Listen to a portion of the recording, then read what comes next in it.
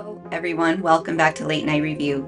In today's video, we're going to continue our look into the abuse of Lyle and Eric Menendez, the abuse that they endured. But this time, as I discussed in the previous video, this video will be about Kitty's role, their mother, the role she played in the abuse that these boys endured. Though usually a mother's role is nurturing, loving, caring, Kitty was really anything but that. Lyle's memories are appalling and pretty haunting, so please beware that this video will have adult subject matter, so please make sure there are no small children around while you're watching this video. And with that, let's dive into this testimony.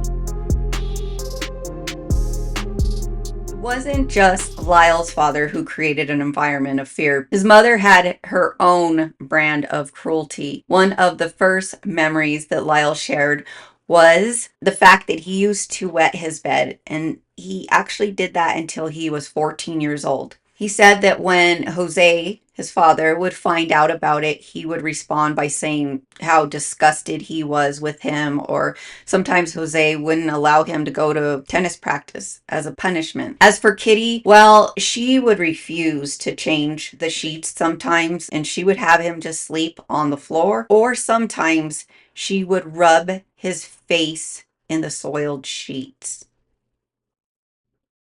Yes, that's what she would do. Lyle explained that sometimes he would find his sheets in the yard when he got home from school. Kitty would also sometimes banish him from the inside of the home. Other times she would get his stuffed animals and throw them into the shower and wet them. He also described how she abused his most prized possessions. Yes, his little stuffed animals. These weren't just toys to him because he loved his stuffed animals. And everyone in his life knew how much these stuffed animals meant to him. His friends, his family, even his girlfriends. Lyle described how Kitty would punch them or rip parts off of them or soak them in the shower, toss them out the window, anything to hurt Lyle by hurting what she knew he loved, what meant a lot to him. Now, you might be thinking, oh, okay, well, he was young, but actually he really loved his stuffed animals. He played with these stuffed animals until he was 17 years old. And at one point, he sent his girlfriend a bouquet of flowers and a card. And with the card, he signed his name as well as put the name of all his stuffed animals because the gift was from all of them as well. And in court, he actually named the 20 stuffed animals. I would say that those stuffed animals did mean a lot to him. When I write cards, I sign cards with my name and include my dog's names because my dogs mean the world to me as well. So the gift is from them as well. Also, he talked about his family's pet ferret. And the animal was not caged. It was allowed to run freely around the house. And sometimes at night, Kitty would wake up, would be in search of the ferret, couldn't find it, and would make everybody look for this ferret until they found it. She would send the boys outside to look in the yard for hours. Notice how I just said hours. And they weren't allowed to come back inside until they found the ferret or the ferret was found inside. That may or might sound minor, but in a house filled with tension, even a missing pet could be turned into a punishment. But it didn't stop there because Lyle recalled a day when Kitty chased him around the house with a knife. Lyle also shared a story about a class pet rabbit he was given at the end of the school year. He said he was so happy to bring it home, and he wasn't sure how he even ended up with it, but he was the one picked to take this pet rabbit. And he said, and at first his mom Kitty seemed to like it, and I believe it because as other family members have testified that she was a very big animal person, showed so much love and respect and care to the pets, but never showed any of that same treatment to her sons. As he was saying, at first, Kitty seemed to like it as well, but a few days later, she told him he had to get rid of it. He asked why, and she responded by saying, your father said so. So he said he actually waited, hoping she'd change her mind, but after 2 days, the rabbit was gone. And when Lyle asked where it went, Kitty told him coldly, you were supposed to get rid of it. Go ask your father. So he went and asked his father. He said, you were supposed to get rid of it. So eventually, Lyle did find his rabbit, but it was dead in the garbage can. And he said when he saw it, it was covered in flies, and he could tell that his dad had beat the rabbit to death. And so he didn't take this lightly. He actually took the rabbit out of the trash and placed it in a shoebox and gathered all his stuffed animals as well as his brother Eric. And Lyle went and held a funeral service for the little rabbit and buried him in the backyard and had his stuffed animals and Eric as part of the attendees to the funeral for that rabbit. But Kitty's abuse wasn't only emotional. He testified that she would be topless or fully nude, and she would ask him how she looked. And Lyle would tell her she looks good, and she would slap him or yell at him, tell him he was lying. Kitty bathed him until he was 11 years old. And that's all I'm going to say about that. She made him sleep in the bed with her, and there was abuse that took place in those instances as well, but I am not going to get into details of that. He said that went on until he was 14 years old when he finally stopped it. And he said that Kitty became angrier at him after he had asked her to stop it because he didn't want to do that anymore. He felt she was like even meaner to him afterwards because she was probably feeling rejected. But she would pick him up with her shirt open. And Lyle went on to describe instances of Kitty's abuse and neglect, like recounting many times that Kitty would leave him and Eric in the car for hours while she went into the mall to shop. He said that if either him or Eric needed the restroom, they would just jump out, use the restroom between the two cars, and then get back in the car. While other times she would take them into the store with them, but leave them in the store. And I'm not just saying like leave to a different section in the store. She would leave to a whole different store. They would go to the associates and ask them to page her, to which she wouldn't come because she was no longer in the store. Or it wouldn't be till hours later that she would show up. He also remembers at one point them being placed with security and then security paging in the mall trying to get a hold of Kitty and that she didn't come. He said he remembers the security officer at the time making fun of him because Kitty wouldn't come and get them. And he told him that, oh, your mom abandoned you guys. They treated it as a big joke, like, yeah, you're abandoned because your mom's not coming to get you. But since Lyle had experienced this with her many times before, he was arguing and saying, no, she'll come get me, because eventually Kitty would go back and get him. Which I see why he was insistent of that, because this was a behavior of hers and he already understood her pattern that she was going to ditch him and then eventually at some point come back and get him. But they were going to be on their own until then. Lyle was describing how Kitty would often punish him, Lyle, by putting him under her bed. He was saying he was very claustrophobic and the bed was low to the ground, so he couldn't just like roll over. Like he was stuck in the position he was forced under. And to make matters worse, carpet under the bed was used by the ferret as its restroom. So it was never cleaned. And so he would spend these hours or whatever amount of time Kitty would want to punish him by keeping him under this bed where he can't move. And it smelled awful. And she would keep him there sometimes until Jose got home. And then she would let him out. My understanding is before Jose saw that he was being kept under the bed. So believe it or not, Kitty's abuse was so extreme that even Jose was shocked at one point when he saw her abusing them. Now let me repeat that because that's crazy.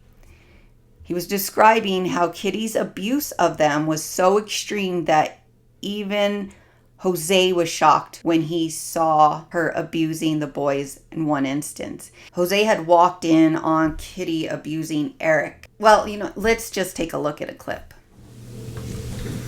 Did your mom help you with your homework? Yes. She helped your brother with his homework? Mostly my brother.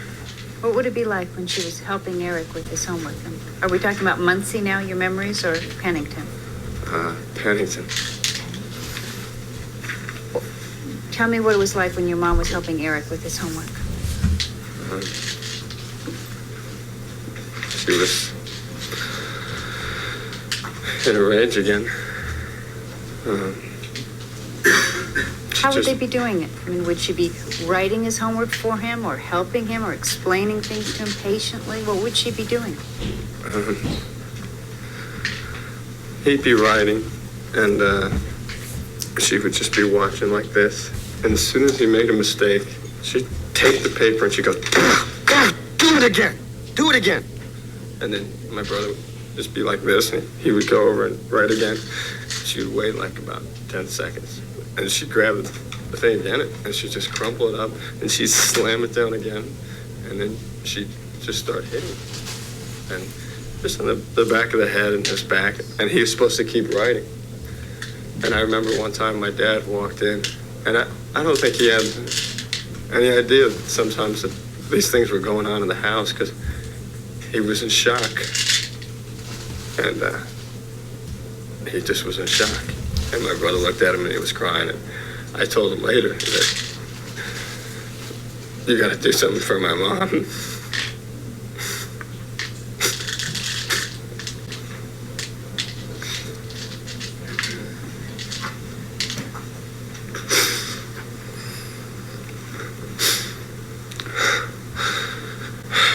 Because she was out of control.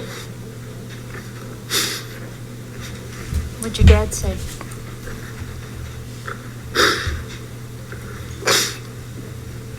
He said to just avoid her, and that she was not a rational person. Just avoid her. And that's what I did. I have learned through therapy that viewing or watching a sibling get abused is actually just as bad as being abused yourself, because you're put in the same situation in that there's nothing you can do but take the abuse because you're the child and there's nothing you can really do. So you also suffer the abuse from watching that abuse. With Lyle crying while talking about this, I have no problem believing that, because it clearly did traumatize him, that even as an adult, he's still reacting like that. Now, while the brunt of the abuse he endured did come from his father, Jose, his mother's role, or her role of her inaction, her indifference, her neglect, all played a role in the abuse. So yes, his father was the main brunt or pusher or perpetrator of the abuse, but his mother had a role in that too. Now, if you're thinking, why is she talking about Jose again? This is supposed to be about Kitty. Well, that's because the abuse goes hand in hand. For example, Lyle said he can't remember a time ever where Kitty stood up for him or Eric to stop Jose from abusing them. Lyle has memories of watching and hearing his parents fighting with each other physically and verbally. And he said he remembers watching his mom getting hit with the belt, which is not hard to believe because, as other family members have testified, Jose would use the belt. Lyle said that Kitty would scratch Jose during these times and he would be bleeding.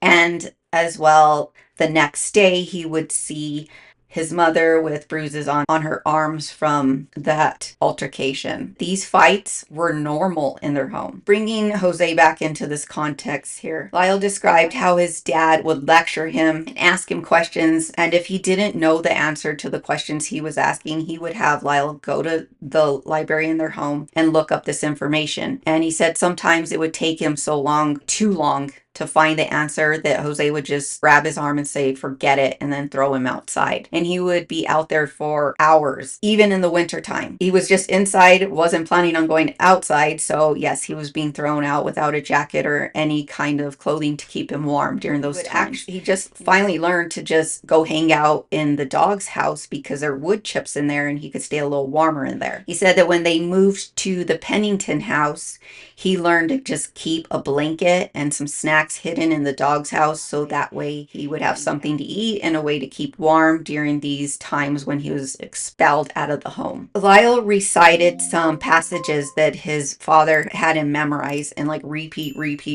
until he had them memorized. Lyle actually recounted them and told him to the court. Jose had Lyle doing this to get him to understand or realize or believe how superior they were as a family. Lyle also described how when he was growing up, he had like outward turned feet. He said his dad told him that he walked like a penguin. And he would actually walk behind Lyle, making quacking sounds and making fun of him in public. And then he would have Eric do the same thing, make those sounds and make fun of Lyle while they were walking in public. And then there's the story of the rainy day where he was at tennis practice and it was raining, and so him and his coach were practicing inside. And Jose had talked to the coach and said, hey, you need to be practicing with Lyle outside.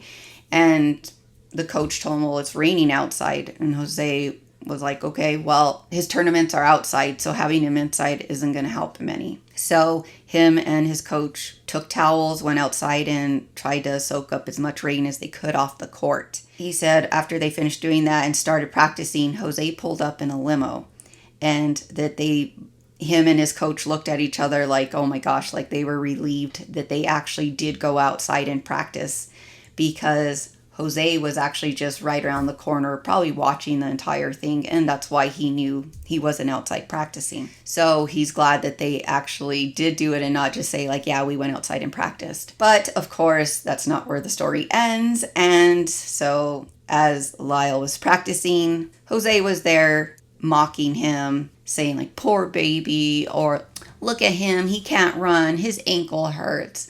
And he was like doing this over and over again until Lyle actually snapped. And he said he'd never done this before, but he got tired of his dad picking on him and making those comments, that he said, why don't you just shut up? And he said that Jose turned red. Lyle said he himself knew that he had done something he shouldn't have done. And when Jose turned red and got obviously embarrassed, he grabbed a ball and threw it at Lyle. And Lyle said he could have jumped out of the way of the ball, but he purposely stayed there to let the ball hit him because he knew that he was in trouble. And so he was in his head trying to, like, hoping like, well, if I allow him to hit me, maybe that'll like dissipate some of his anger, because he hit me with the ball. It didn't help. And of course, again, the story didn't end there. Mr. Menendez grabbed Lyle by his arm and like drug, or you could say led him off to the limo and threw him inside the limo. And once he got in, he punched him in the face so hard that Lyle flew backwards and hit the back of his head on the window.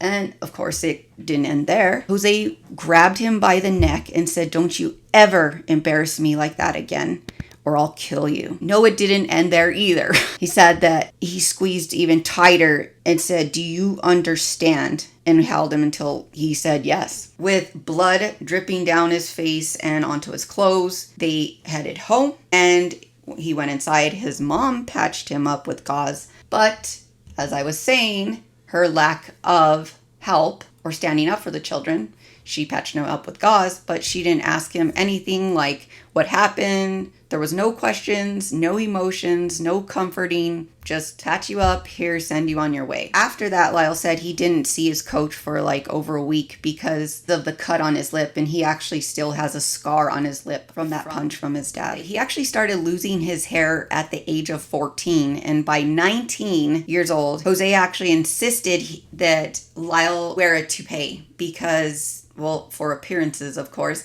because he wanted to make sure that Lyle looked good while he was talking with other students or families at Princeton because of possible connections politically. Jose was wanting to run for governor of Florida at some point in the future. He wanted to make sure it looked presentable and that people would want to talk to him, so he was the one that actually pushed this toupee on him. Lyle didn't refuse it because, like I said, he was 14 when he started losing his hair. At one point, Eric had called him and told him that he had found this note on the coffee table, I guess like in a book or something. Eric read the note. I don't know if it was like a suicide note to Jose, but Kitty wrote, Jose never loved her and she was ashamed and that she had no way out. She couldn't have a divorce because that would be too shameful for her. And so basically suicide was the only way out of this situation. She had also purchased a gun and was keeping it in her room. So after Lyle heard this letter that Eric read to him, he said, well, just put it back where you found it and I'll talk to mom about it. So that's what Lyle did. Next time he had the chance, he went and talked to his mom about it and said, hey, if you're wanting to leave dad, we'll choose your side. We'll choose to go with you. We don't want to go with dad. We'll choose to go with you. And do you think Kitty was grateful that her son tried to comfort her? No, she lashed out at him and accused him of trying to ruin her marriage. Wow. It's just like they always say, like, you can't make this up. If you can make up stuff like this and remember it like almost like verbatim and continue to tell the same story over and over again, like, you're an amazing person. Because usually when you're lying, you start forgetting what you said and then you're trying to remember what you said. And these boys can recount these stories with no problem because they lived them. Continuing on with Kitty, she actually told Lyle that she was taking 13 pills a day just to cope with the day. And I don't know if you remember, but there were other witnesses, family members, who did testify that they remember seeing Kitty taking Valium, and it was like a lot of Valium. And she like took it throughout the day. The crazy part about her taking these pills to help her get through the day is she told him it was his fault, that it was Lyle's fault, that if he did better, that Jose wouldn't be angry at her and she wouldn't need to take them. It's just like, wow, here he went to try to comfort her, and of course shoot the messenger. She ends up taking out the anger on him. He also described how she would often talk about how she was going to kill herself. And sometimes she would talk about taking the boys with her. And when I say taking them with her, I mean killing them. So she would often say that she was going to take them with her by poisoning their food. And sometimes she would serve them dinner. And I think this was like after fights with Jose or something. She would serve them dinner and suddenly Jose would look at the food and say, "We're going to go eat."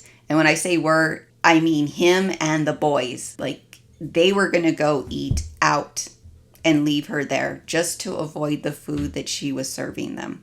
Because he was that sure, he as in Jose was that sure that this might be the time when Kitty is trying to poison us to kill us. Setting the family aside for just a second, Lyle described another time when he was at Princeton with one of his roommates, Donovan Goudreau. And he said that they're at this like Chinese restaurant or something like that. Donovan opened up to him and was telling him that an uncle of his had molested him. And he was telling Lyle that he could never be like Lyle. Meaning, like, since he had dealt with this trauma, there was just no way he could ever be like Lyle or like have the dedication or success or whatever it was. He just said he could never be like Lyle. And Lyle tried to comfort him by telling him, like, hey, you can be like me. I'm achieving this, even though his dad, Jose, had abused him, sexually molested him and his brother, Eric.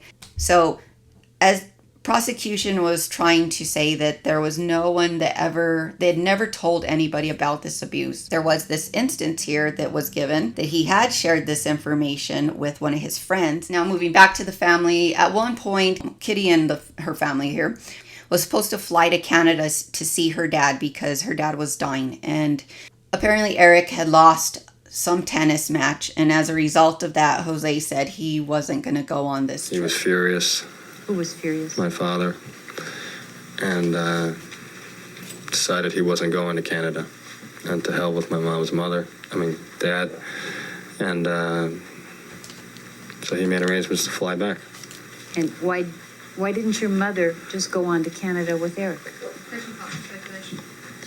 Were you told why your mother didn't go to Canada with Eric? Yes. What were you told? That was because he might have a girl like Louise waiting for him in L.A. while she was with her dad. She didn't trust him. So she wouldn't leave without him. So what did they do? So they all came back early.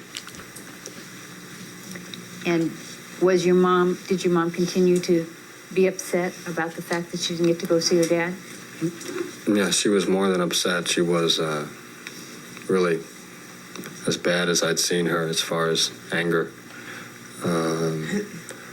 Really blamed myself in a way that it was our tennis that was going to cause her father's death. But you hadn't been the one that lost. It was Eric. Right. But when my mom goes off, she talks about your whole life. She brings everything into it. You're born and ruined her dreams, and just your tennis had ruined her life, and you're ungrateful and spoiled, and it just builds. And she works herself into this frenzy where she's just completely out of control, and will grab things and throw them. In this conversation, she was out of control right away. Which is actually probably true, because why would you just be like, oh, I'm not going to go see your dad even though he's dying? So to wrap this up, Kitty Menendez was not simply a mother trapped in her husband's world. She created a world of her own, one where fear, confusion, and manipulation and cruelty reigned. So as for Lyle and Eric, she wasn't just another victim. She was one of the perpetrators of the abuse. In the next video, I will go over testimony and recounting the precise moments that led them to killing their parents on that infamous night. Please don't forget to hit the like button, and if you're not a subscriber, make sure you hit subscribe, turn on the bell icon so you are notified as soon as I upload that video. Until next time, everyone, have a good night.